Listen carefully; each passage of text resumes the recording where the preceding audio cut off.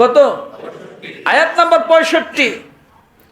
রব্বুল আলামিন এখানে ডাক দিয়ে বলেন, বান্দা বলবে, যারা বলো আল্লাযীনা ইয়াকুলুনা রব্বানা ইগফির লানা রব্বানা ইসরিফ আন্না, হে আমাদের প্রতিপালক, জাহান্নামের আযাব আমাদের থেকে দূরে রাখুন।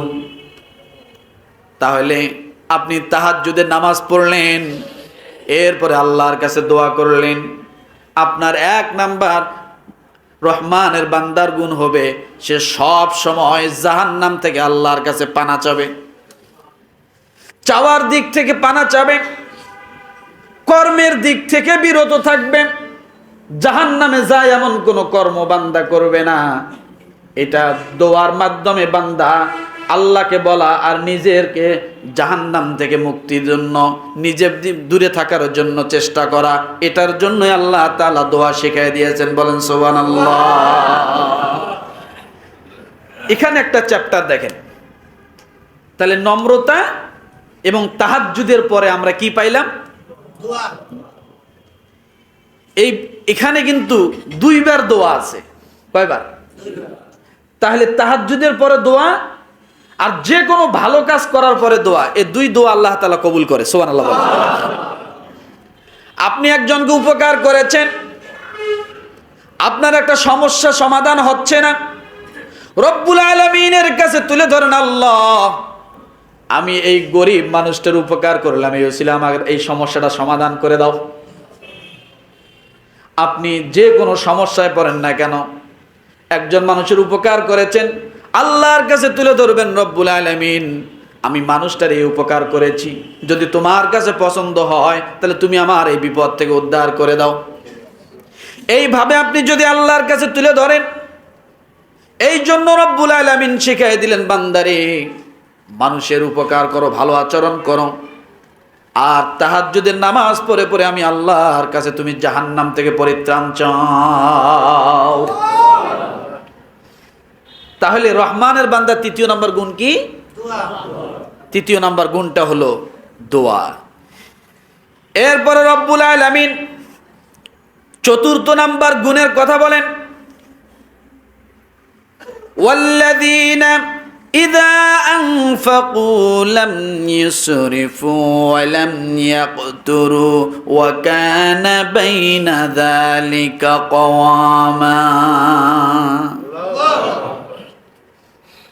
ও বান্দা যখন দোয়া করবে, ইন্নাহা সাআত মুস্তাকাররাম ওয়া মুকামা, এটাও বলবে, আল্লাহ আমি ক্ষণস্থায়ী জাহান্নামও চাই না, চিরস্থায়ী জাহান্নামও চাই না, এমন জাহান্নাম তুমি আমাকে দিও না। কারণ আমরা ক্ষণস্থায়ী সহ্য করতে পারবো না, চিরস্থায়ী তো আরো পারবো না। কথা ঠিক না?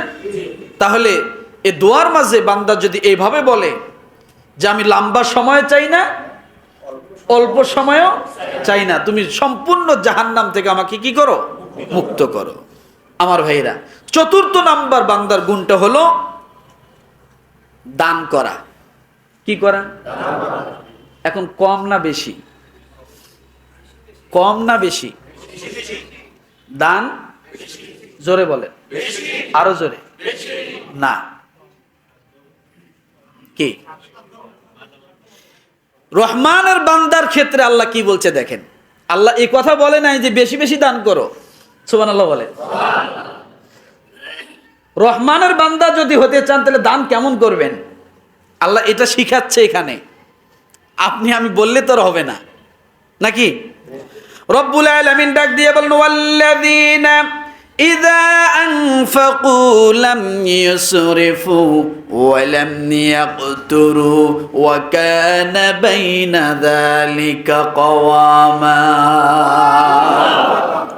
রব্বুল আলামিন বলেন, বান্দা তোমরা যদি রহমানের বান্দা হতে চাও তাহলে মধ্যম পন্থায় তোমরা দান করো, বেশিও করিও না আবার কমও করবে না। কি বোঝেন নাই কথাটা? তোমরা যদি রহমানের বান্দা হতে চাও, লাম ইউসরিফু সীমা লঙ্ঘন করিও না, ওয়ালাম ইয়াকতুরু আবার কি কমও দিও না। লাম ইউসরিফু, সীমা লঙ্ঘন করিও না, অধিক করিও না, বেশি ব্যয় করিও না। ওয়ালাম ইয়াকতুরু, আবার কি কমও করিও না, মধ্যম পন্থায় অবলম্বন করো। সুবহানাল্লাহ বলেন। এখন এই মধ্যম পন্থা অবলম্বন কেমনে হবে? রব্বুল আলামিন আরেক জায়গায় বলেন, ওয়ালা তাজআল ইয়াদাকা মাগলুলাতান ইলা উনুকিকা ওয়ালা তাবসুতহা কুল্লাল বাসতি ফাতাকউদা মালুমান মাহসুরা। তোমরা এমন কৃপণ হইও না যে হাত, এই যে আল্লাহ এইভাবে, মানে আল্লাহ যেভাবে বলছে তাতে বোঝা যায় এইভাবে, তোমরা হাতকে ঘাড়ের সঙ্গে দানের খেয়ে সময় ঝুলাইয়া রাখিও না। আবার আল্লাহ বলতেছেন হাতকে একবারে ছেড়ে দিও না। সুবহানাল্লাহ বলবেন না? সূরা বনী ইসরাইল সম্ভবত। তোমরা হাত দুটি তুমি তোমার ঘাড়ের সাথে বেঁধে রেখো না এবং সম্পূর্ণরূপে ছেড়েও দিও না। কারণ দান করতে করতে এমন হইও না যে ফকির হয়ে গেছে, আবার কৃপণ হইও না যে কিছুই দিব না, কাকে রুটি নিয়ে গেছে ওই রুটি আনতে হবে আমাকে, এটাও যেন না হয়। মনে থাকবে? এটা কত নাম্বার গুণ গেল?